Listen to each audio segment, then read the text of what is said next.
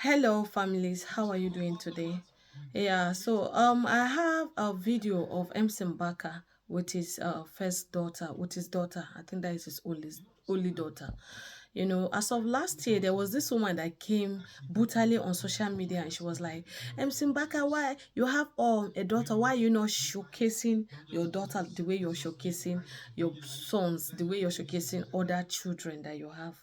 Nobody knows about this his daughter. Nobody have any story regarding his daughter. Nobody even knows. I think some people don't even know he has a daughter. So recently they came out to say why they are not showcasing their daughter, and I think everybody now is happy. you know I think everybody is happy. Just watch the video. I'll come back to it. Watch the video. The person I saw that was trying to clean the room. So I just assumed that might be a cleaner or something. That was now checking me at some point, but I had progressed greatly. And then the doctor came out like, okay, in the next few minutes or so, not up to an hour, you're going to have to start entering to push up, so that was the plan. And by the time it was time to push, we had some issues, and the baby's head will be coming out and somehow it will slide back in. I don't know, the nurses were like shouting, and at some point they're not like that I should not allow the baby. They were acting as if maybe I was the one that was sucking the baby back inside of my body, or pushing the baby back, but the baby's head will crown, will be like push, that kind of thing. But at the end of the day, the baby came out. Baby was stressed, and baby was not crying or breathing. Not crying, let's say not crying. I think from that point, let me share my experience. I at least I saw some things happening inside there. Okay. So I don't know when they called you. Okay. But from my own point of view, the inside of the place, baby came out. They now, you know how they try to tap the baby. They now said, okay, oxygen, bring the oxygen, just casually, So you think that, okay, there's oxygen in the room. So they brought one container. So they carried that container and pressed straight to the baby's nose, poke up. And they're like, it's empty. They said, this thing is empty.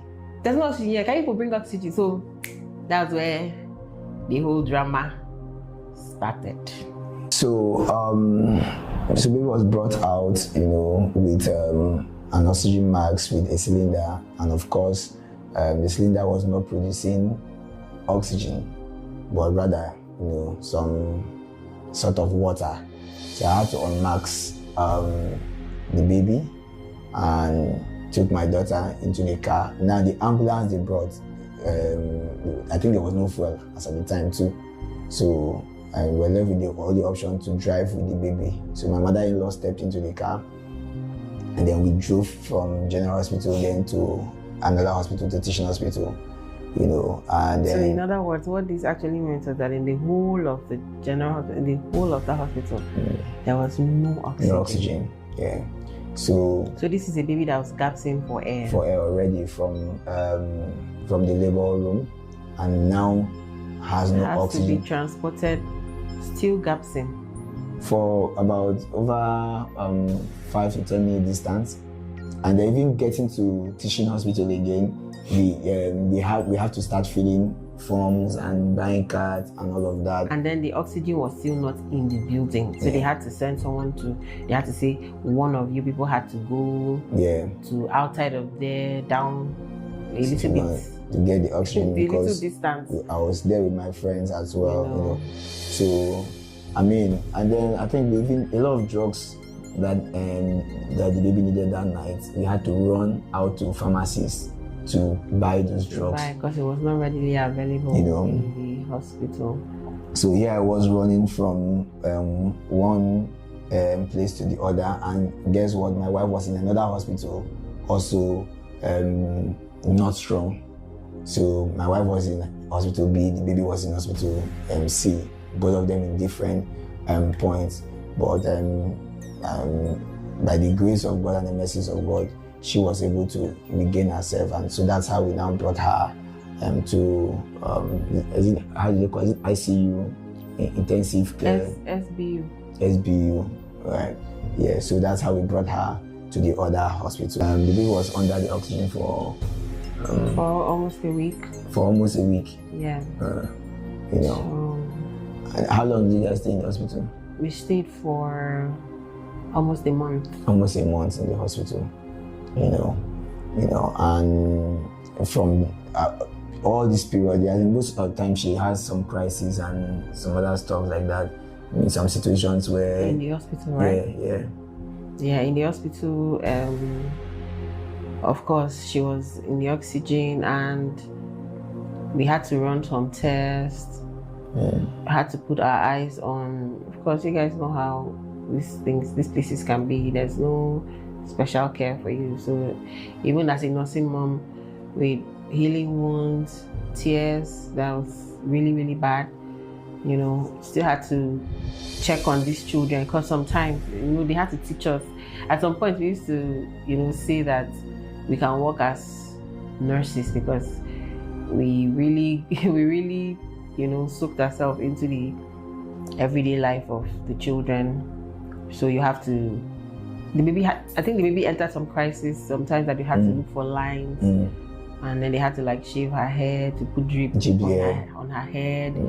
You know, and then while we are doing all these, they're also trying to run some tests, scan of the brain and all that, because of the extent of the lack of oxygen from beds. You know, so then the analysis came, and then the diagnosis, right? Yeah. So when the diagnosis came, my husband had some people around there that because he used to do medicine and surgery, so they're like medical colleagues. So you know how your colleague wants to be open with you. I think I'll leave that for him to, you know, to share. But by this time, doctors had, even if they want to try to give it to you in a very nice way, but they explained to me that based on the time the baby brain stayed without oxygen flow, which was up to 30 minutes or more. More than 30 minutes of gasping for air. So the damage was really, really extensive. Like, it was very, very serious. So they told her that told us that she had the cerebral palsy. Now, this is not your regular palsy. Let's say, you know how there are different types of burns. So this one was like a 3rd degree. It's a very serious level, you know, because the injury to the brain caused serious damages that were medically irreversible. So of course, the diagnosis said she had severe cerebral palsy, and so that comes with a whole lot of implications, you know, and so those are the implications we want to share with you here. So you could maybe share in our pains, but I mean, we'll tell you towards the end of this video how God told her that told us that she had the cerebral palsy. Now, this is not your regular palsy. Let's say, you know how there are different types of burns. So this one was like a 3rd degree. It's a very serious level, you know, because the injury to the brain caused serious damages that were medically irreversible. So of course, the diagnosis said she had severe cerebral palsy, and so that comes with a whole lot of implications, you know, and so those are the implications we want to share with you here. So you could maybe share in our pains, but I mean, we'll tell you towards the end of this video how God also compensated us, and I mean, try to heal our wounds and all of that. So yeah, severe cerebral palsy actually means that the brain is totally damaged. So it therefore implies that our daughter is bedridden, so she can't walk the rest of her life. So we are not sure if she can see, because medically the eye is perfect, because we had to run some eye, lot of eye eye test. Test. Yeah. So medically, your eye is perfect, right? But because the brain is damaged, they cannot interpret whatever it is that she can see. So she's not. We don't know if she can hear. So she doesn't respond to sound, doesn't respond to sight. This year she's going to be, by the 19th of October. She's going to be 8 years old. But she's just there like a newborn baby. She's growing. She's really big, beautiful, with lots of hair. She looks so much like her father. She's her father's carbon copy, but like we said, she's always sleeping. Yeah, because the muscles are not acting right. Things are not going on well in her system. So she always has to be on her drugs. And somehow these drugs have to help the muscle to relax. They call them muscles separate. I don't know what they call those drugs. So anytime we give her those drugs, she has to sleep. But whenever she's not asleep, she's in pain. So it's just a routine of sleeping. Like you rarely. I know there was a time my son asked me. I was like, "Mommy, why is Ekel sleeping?" And I said, because she's not feeling too strong, So yeah. Oh, thank you so much for staying to the end of the video. Thank you so much. And if you've not subscribed to my YouTube channel, what are you waiting for? Support me. Just click on that subscribe button so that when next I post my video, you'll be the first person to be notified. Thank you so much. God bless you. Do have a nice day. See you in my next video. Bye.